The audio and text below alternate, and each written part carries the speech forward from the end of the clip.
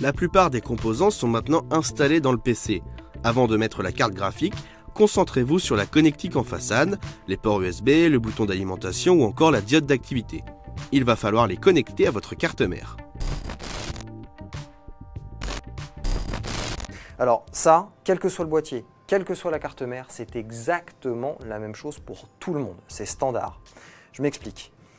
Sur votre boîtier, quand vous allez avoir votre boîtier vide, vous allez avoir forcément ce genre de petites prises qui sont toutes nommées.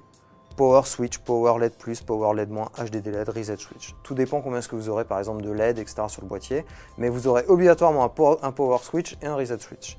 Ces petites prises-là viennent se connecter systématiquement au même type de connecteur sur la carte mère, c'est-à-dire celui-ci. Ces connecteurs viennent nécessairement se connecter à la même prise sur la carte mère, qui peut être soit ici, comme ici par exemple à l'extrémité bas droite, mais qui peut être aussi plus au milieu, etc. Ils viendront se connecter ici.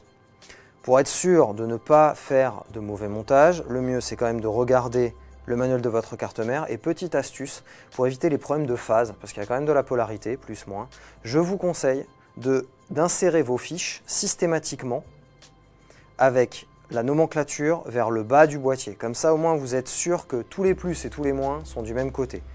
Plus à gauche, moins à droite. Autre prise à connecter, comme je le disais, celle des prises que vous allez peut-être avoir en façade ou sur le dessus. Normalement, de l'USB 3, de l'USB 2 et puis des connecteurs audio. Elles se matérialisent à l'intérieur du PC, à l'intérieur du boîtier comme ceci. Donc ce sont ce type de connecteur-là. Vous voyez que dessus, il est inscrit exactement ce que c'est. HD audio, USB. Et là, celui-ci, la grosse prise qui ne porte malheureusement pas de nom, c'est l'USB 3. Elles viennent forcément trouver leur place sur votre carte mère. Après, à vous de décider où pour que le montage après soit le plus propre possible. USB simple viendrait donc se connecter par exemple à ce connecteur-là, sans aucun problème. On voit que comme tout à l'heure, comme pour le branchement de notre bloc water cooling, il y a un nombre précis de pins et un qui est plein. Il suffit de repérer lequel et on y va.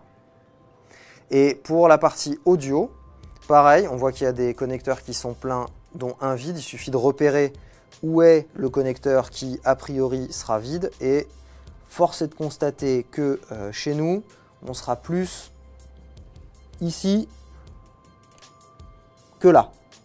Enfin, donc l'USB 3, lui, comme on peut le voir, la prise est pleine, à l'exception d'un pin ici. Donc, d'ordinaire, soit on va venir le connecter ici, soit on pourra venir le connecter là. Peu importe, de toute façon, les deux prises sont équivalentes. Après, c'est à vous de voir en fonction de votre cable management. On résume. Quels que soient vos composants, quel que soit votre boîtier, l'installation est exactement la même. Pensez à bien regarder les noms de chacune des prises sur votre carte mère pour ne pas vous tromper. Prochaine étape, on va enfin installer la carte graphique.